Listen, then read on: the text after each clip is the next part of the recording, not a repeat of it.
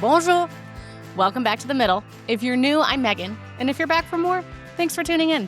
Now, while everybody else's feed is completely consumed by the World Cup right now or Taylor Swift's wedding, I'm recording this the morning of July 3rd, so it's fever pitch right now, pun intended. There's another massive 3-week cross-continental sporting event happening that almost nobody's talking about yet, the Tour de France. Now, by the time you listen to this, it will have already kicked off in Barcelona.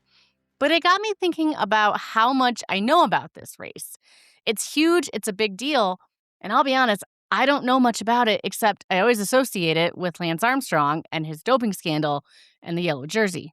So, for this episode, I thought it might be fun to go down a rabbit hole together, a Tour de France 101. As I started to dig on this, I found some really interesting facts and funny stories, and every time I answered one question, I ended up having 3 more. So, I wanted to bring you with me. Everything you need to know to follow along in the race, sprinkled with some of the best stories from over 100 years of cycling that maybe even some cycling diehards don't know. You don't need to know a single thing about bikes or racing or cycling to get something out of this episode, I promise you. You will need to bear with me as I, someone whose ancestors hail from France and took 4 years of French in high school and college, absolutely butcher some French names in this episode. But by the end, you're going to know more about the Tour de France than people who've been halfway watching it for years. Ready? Allons-y? That means let's go. It's 1903. There's a French sports newspaper called L'Auto, and it is getting absolutely crushed by a rival paper. It's losing readers, it's losing advertisers, it's basically dying 100 years before we were even talking about print journalism dying. So one of the editors comes up with this wild idea. What if we invent a bike race so huge, so audacious, that it takes riders all the way around France? And then we'll be the only paper that covers this race, so people have to buy our paper just to keep up with it. Well, that's exactly what they did. And friends, that is how the Tour de France started.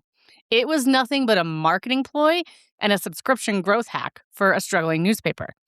Side note, it kind of reminds me of our Leadville Race Series episode with Tamara, where the Leadville 100 started because the mines had all closed, and they really just needed a way to get people to stay overnight to build up the town of Leadville. If you haven't listened to that episode, go back. It's earlier this season. It's a really great one. And this worked. The circulation of Lotto increased more than 6-fold during and after the initial race. It actually worked so well that the rival paper eventually folded.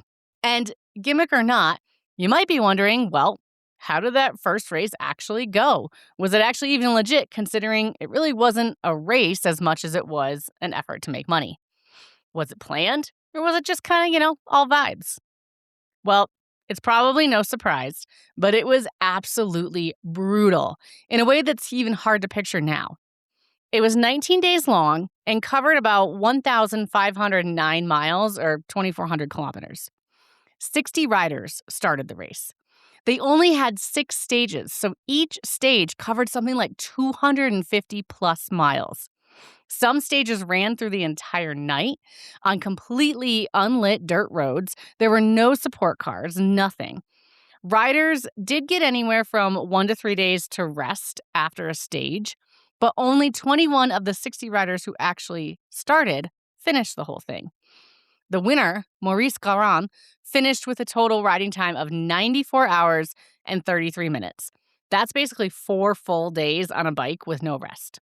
So the race was crazy, but it caught the imagination of people. And like I said, it was an overwhelming commercial success. The inventor of the race, Henri, had no reason to not keep it up, and he did. But that's where it starts to get wild, because now people had an idea of what to expect and how to compete. In the second ever Tour de France in 1904, riders went overboard. They got caught sneaking onto trains mid-race to skip sections of the course, which I kind of don't blame them. Some riders were towed by cars, and I mean this literally. One rider, whose name I'm not even going to attempt to pronounce, he would bite down on a cork attached to a thin wire trailing off the back of a car, and the car would pull him along the road. And he got away with it because race officials who were trying to follow the pack couldn't see during the overnight stages. Fans of rival riders would scatter nails and broken glass across the road to sabotage the cyclists they didn't like. At one point, 4 masked men ambushed and attacked the race leader. The whole thing was such chaos that officials had to fire pistols into the air just to break up a mob blocking the road. By the time it was all sorted out, 12 riders, including the top 4 finishers, were disqualified. But here's the kicker. They didn't even figure this out until November, months after the race had ended in July. The actual winner, once all the disqualifications shook out, turned out to be a 19-year-old rider named Henri Cornet, who had crossed the finish line with 2 flat tires. He remains the youngest winner in Tour de France history to this day, and it's a record he holds completely by accident because everyone who legitimately finished ahead of him got thrown out. And that 1904 race was so close to being a total disaster that the founder of the race publicly said the tour was dead. He was disgusted by how everyone had acted. Ironically, just 2 years in, the race had already become too big to kill. So instead of canceling the whole thing, organizers spent the next several years closing loopholes, they added checkpoints, and eventually they introduced the team structure that we see today.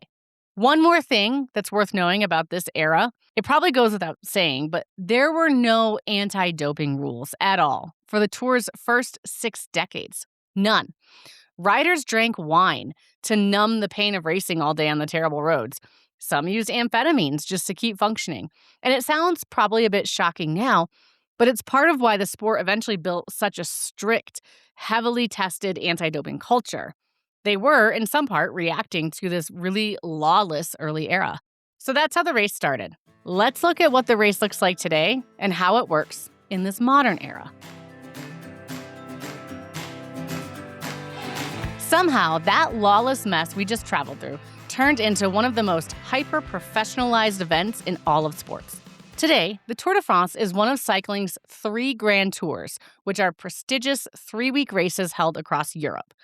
The other 2 are primarily held in Italy and Spain. The governing body for the Tour de France caps the race at a maximum of 3,500 kilometers, or 2,174 miles, and caps it at 23 days. No single stage is allowed to exceed 240 kilometers or 150 miles. The 2026 race is 21 stages over 23 days, and that includes 2 rest days. It will cover 3,300 kilometers, a little over that actually, or about 2,071 miles. The number of riders and teams and countries in the race, it varies every year, which you'd probably expect. This year, there are 184 riders across 23 teams, with each team fielding 8 riders. That's up from the traditional 22-team field because they added 1 more squad this year. There are 27 nations represented across these 23 teams this year. Belgium has the most riders at 31. France is next at 30, and the Netherlands is third at 17. Ironically, France invented the race and no longer fields the largest contingent in it. There are 7 countries in this year's race, including Mexico and Canada, that have 1 rider each in the race. The country count swings year to year. It's purely as a byproduct of which nationalities just happen to be on team rosters that season. It has been as high as 34 nations in some previous races. Now, here's what I think is interesting. There is no individual qualifying race. A rider doesn't earn a tour spot directly. Riders today are affiliated with teams, and a team earns an invitation, at which point that team's manager decides which 8 of roughly the 25 to 30 contracted riders on their team will race in the Tour de France. Teams get invited in 3 tiers, too. So there are 18 world teams, which are the cycling's top-tier teams. And they get automatic entry into every World Tour cycling race, including the Tour de France. They make up the biggest group. The top-ranked teams in the next tier down also get automatic invitations. And finally, the race organizer gets a small number of discretionary invitations they can hand to any team in that second tier, as long as that team is ranked in the top 30. It's a wild card, if you will. Unfortunately, this is where subjectivity tends to creep in. And I mean that by saying French teams often get the real weight in that wild card because they get picked because they make good home crowd storylines. The route is also interesting. Only 3 people design the route each year. The race director sketches an outline built around signature climbs and a certain rhythm to the 3 weeks. After that, a course designer does the on-the-ground reconnaissance work. That person uses GPS, Google Earth, and Strava to connect the dots between the start and finish towns and map the race out. Finally, the third person signs off purely on whether the final few kilometers of each stage will be physically safe to race on. Now, towns can pay a significant fee to be included on the route because, as you might expect, you get a lot of press from it and you get a lot of fans coming to your town and spending money. That's why Barcelona paid millions to host this year's start.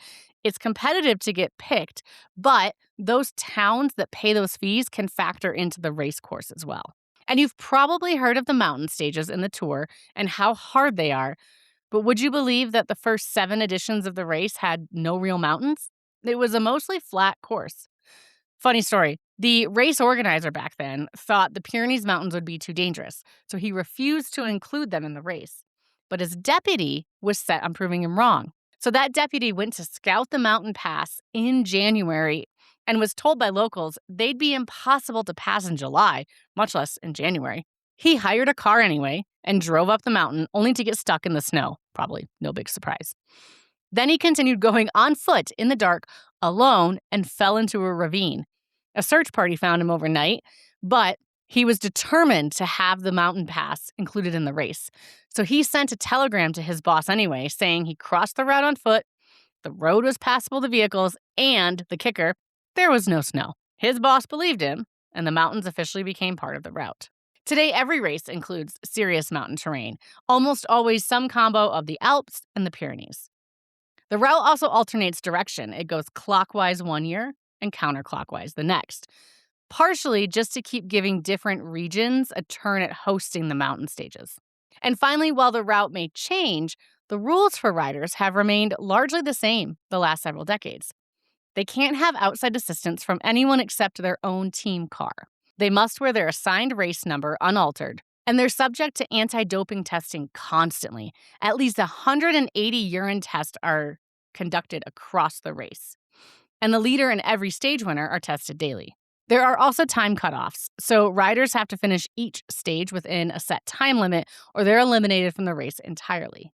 And back to the drug testing real quick, because for better or worse, if you're like me, one of the things you associate the Tour with is Lance Armstrong. The Tour is one of the most drug-tested sporting events on the planet.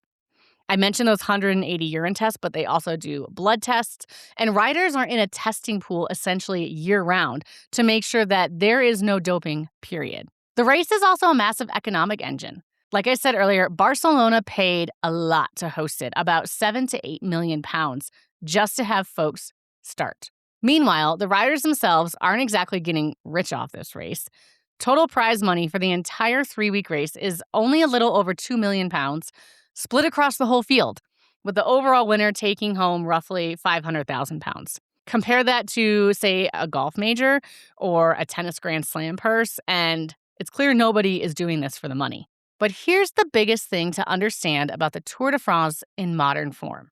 Despite what it may look like on the surface, it isn't one race. It is 5 races happening at the same time, layered on top of each other. There's the overall race. It's called the General Classification, or GC. This is the one you're probably most familiar with. This is just about who has the lowest total time across all of the stages combined. The leader of that race wears the famous yellow jersey. Then there's a separate competition for just the best sprinter. As it sounds, this is the person who does well at a sprinting course or a time trial. This is tracked by points earned in fast finishes. That rider wears a green jersey. There's a separate competition for the best climber called King of the Mountains, and that is also tracked by points and earned by cresting the hardest climbs first. That rider wears a white jersey with red polka dots. And it probably goes without saying that the sprinter and the mountain jersey winners are usually not the same person. Most of these cyclists specialize in one or the other. That's why you'll hear someone's a really good sprinter or someone's a really good climber, and they usually more win those stages than the race overall. Then there's a separate competition for just the best rider under the age of 25, the future of the sport. That person wears the white jersey. And there's even a team classification, which tracks which whole team has the best combined time. So a single rider could theoretically be competing for or losing 4 different jerseys at once, all in the same 3 weeks on the same roads. And here's a funny story about that yellow jersey. The popular explanation that you'll hear is that yellow was chosen because that newspaper, Lotto, was printed on yellow paper. That's the story most cycling fans have heard, but cycling historians have since found a much less romantic explanation. The race organizer needed a full set of jerseys in every size early on, and he needed them immediately. The only supplier who had a complete run available had those jerseys in yellow because it was his least popular color. The first rider ever asked to wear the yellow jersey did not want it. His name was Oisin Christophe, and when he put it on, spectators started laughing at him and calling him the Canary. He hated it. Christophe actually has one of the most heartbreaking stories in all of Tour history, and I think it's worth talking about for a second. Back when riders had to fix their own mechanical problems, they couldn't have any outside help. His bike fork, which is the part connecting the front wheel to the frame, snapped mid-race. It happened more than once, actually. So what did he do? He picked up his broken bike and hiked to the nearest village, found a blacksmith's forge, and repaired his own bike by hand, welding it back together himself before getting back on the route and continuing to race. Christophe led the Tour multiple times across his career, but sadly, he never won it. So that's the Tour as it stands today. It's long, it's brutal, it is not for the weak. So let's look at how these cyclists make it through. Remember how I said you don't qualify as an individual rider for the race and instead your team qualifies? That's important because teamwork is what makes or breaks cyclists in this race. The first example of this is a phrase you probably know, the peloton. You've probably seen them on TVs. These are a massive pack of riders all clustered together. And there's real physics behind why 150 plus riders bunch up like that instead of just racing flat out on their own. Drafting behind other riders can save up to 30% of your energy output. So riding solo off the front of the pack, unless you're genuinely in a good enough position to break away and sustain that breakaway, it's usually a losing strategy. You're fighting the wind by yourself while everyone behind you coasts on your effort.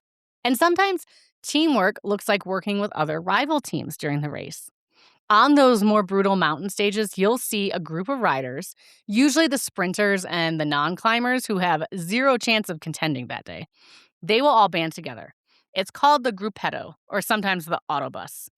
And what's wild is, again, these are riders from all different teams, guys who are supposed to be competing against each other. But in this stage, they are working together purely to survive.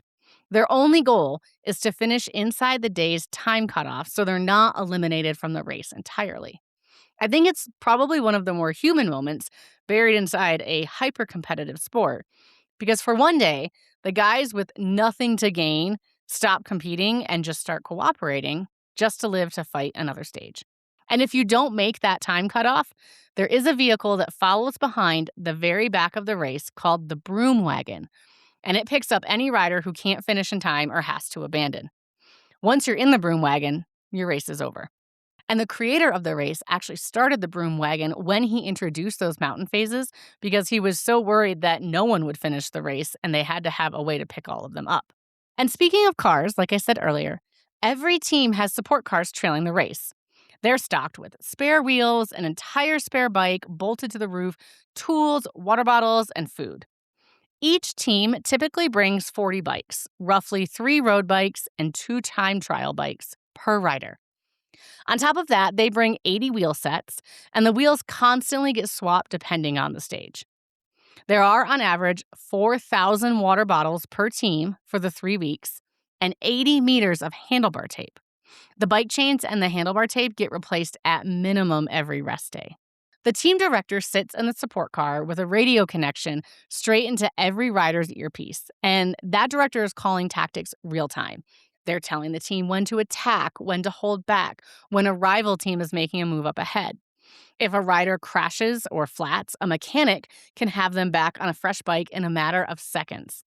Teams generally compare it to a slightly slower Formula One pit stop.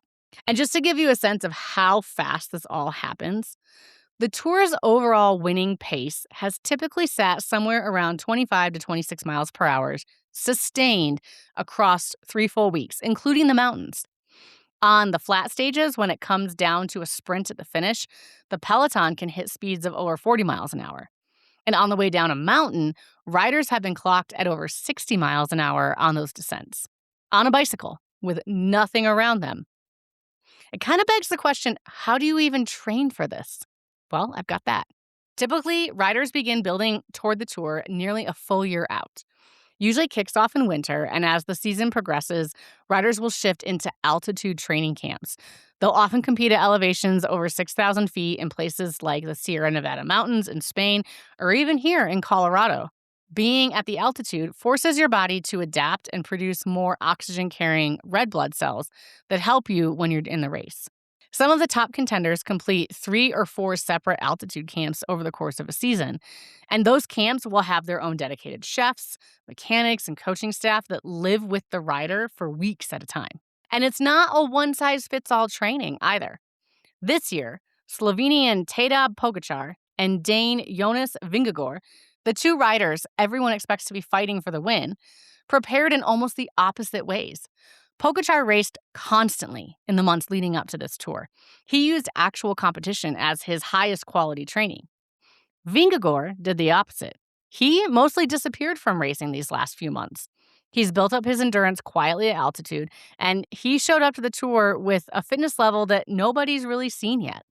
So it'll be interesting to see how their results play out and if one of those approaches gives more of an advantage. Finally, if knowing all of this information about pace and training and routes and climbs has made you both hungry and tired, you're not the only one. These racers burn a lot of calories each race day. On a hard mountain stage, a rider can burn somewhere between 5,000 and 8,000 plus calories. For context, that's roughly 2 to 3 times what an average adult burns in the entire day just from one bike ride. So how do you even attempt to replenish those calories while sitting on a bike for hours and hours? During the stage itself, riders are eating almost constantly. Pay attention if you tune in on TV. They have energy gels, small sandwiches, rice cakes, bananas, little bites over and over all day. About halfway through most stages, a team staffer will stand on the side of the road holding a small bag called a musette. And the rider will grab it on the fly at full speed, even without slowing down, then empty the contents of that into their jersey pockets as they ride. It sounds utterly chaotic, and it does kind of look chaotic again if you watch it. It looks like if you had 150 people flying through a fast food drive-thru all within a few minutes. And here's a fun detail I found. Most teams tuck a can of Coke, Coca-Cola, into every single musette. Nutritionally, it doesn't really make sense. It's not the ideal fuel. But teams keep doing it anyway because the psychological boost of that little hit of sugar and caffeine mid-race is apparently worth more to riders' morale than, the optimal nutrition would be. And as someone who also loves a good can of Coke, I get it. After all this racing and eating on the go, there's sleep. You'd assume riders are wrecked and barely resting during a 3-week race like this, but researchers who've tracked tour riders with wearable devices found they actually average somewhere around 7 to 8 hours of sleep a night during the race. That's more than I get. I don't know about you. And it's definitely more than they get in a normal training block. That's because during the tour, recovery becomes the entire off-the-bike job. If they are not racing, they are resting and sleeping and recovering. Teams travel with blackout blinds, personalized travel mattresses that go on top of whatever hotel bed they get that night. Some teams even have a dedicated climate-controlled sleep truck that follows the race. One especially interesting finding from that same research, female riders in the Tour de France Femmes average almost a full hour more sleep per night than the men do in the men's race. And that is a great excuse to talk about that race for a second, and why racing culture makes this sport different from almost any other. I'll admit, I never heard of the Tour de France Femmes before I did this episode, and I'm betting you don't know what it is either. So let's fix that. This race is now in its 5th year, although there was a one-off women's race back in 1955, and then there were various versions of a women's tour that ran off and on between 1984 and 2009. The problem was those races were ran under different names and organizers, and they suffered from funding and sponsorship problems, so they weren't consistent. This modern race didn't launch until 2022. And for the last 4 years, the women's race was scheduled to overlap or immediately follow the men's tour, essentially riding its coattails for attention. But starting this year in 2026, it's moving to a fully standalone date, a full week after the men's race ends, putting it in August instead of July. The jerseys in the women's race are identical in concept to the men's race, except the white jersey goes to the best rider under the age of 23, not 25. In 2026, the Tour de France Femmes will have 9 stages that cover 1,175 kilometers or 730 miles, with 154 riders across 22 teams of 7. This is the longest race in the women's race history. It will start in Lausanne, Switzerland, and finish in Nice on August 9th. There will be a brutal mountain climb on Mont Ventoux, and every stage will stream live in full for the first time. The total prize fund is a lot smaller than the men's. It's £250,000, but it's still the richest purse in all of women's cycling. Now, let's quickly talk about some of the culture and the spectacle around this whole event. First, there's the publicity caravan, which is something I think we should do for all sports. About an hour before the riders even show up on any given day, there's a parade of roughly 170 sponsor vehicles called the Publicity Caravan that rolls through. It tosses free swag, hats, keychains, little snacks, and they give everything to the crowd. It's been a tradition since 1930, and for a lot of fans lining the road, especially families with kids, the caravan is a highlight of the day. Sometimes it's arguably even more important than the race itself. And there's some great French terminology backed into the race, too. Chapeau, literally hats off, is what fans and commentators say to show respect for an especially impressive ride. There's an informal Prix Citron, or Lemon Award, that journalists vote on for the most difficult or uncooperative rider of the race. I don't think that's an honor you want. And then there's the Lanterne Rouge, the nickname for whoever finishes dead last in the overall standings. Now, you'd think that this one is also an insult, but it's actually more a badge of honor because it means that rider survived all 3 weeks of something that a huge share of the field doesn't even finish. While racing, riders deal with some genuinely extreme weather conditions, too. The 2019 Tour hit temperatures over 104 degrees Fahrenheit, forcing organizers to shorten stages for rider safety. And on the flip side, riders have gotten caught in real snowstorms crossing the high mountain passes in July. If you've been watching the news the last few weeks, there is a massive heat wave in Europe and especially France right now, and organizers are paying close attention to it for this 2026 race.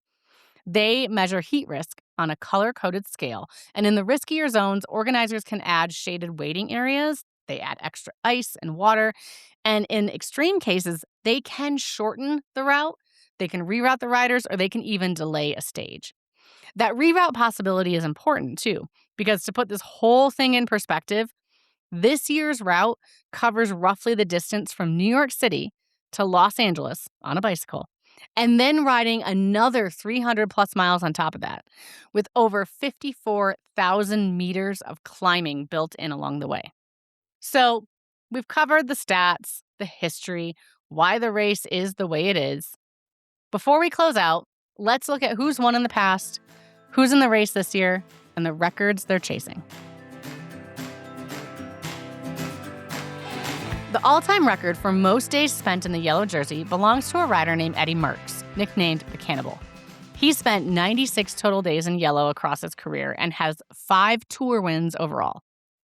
And if you know anything about Tour history, you might already be thinking, didn't an American win 7 in a row at one point? He did.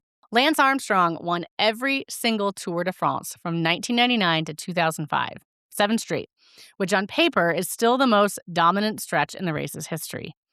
He'd come back from a battle with testicular cancer that had spread to his lungs and brain, and that comeback made him one of the most famous athletes on the planet, way outside of cycling.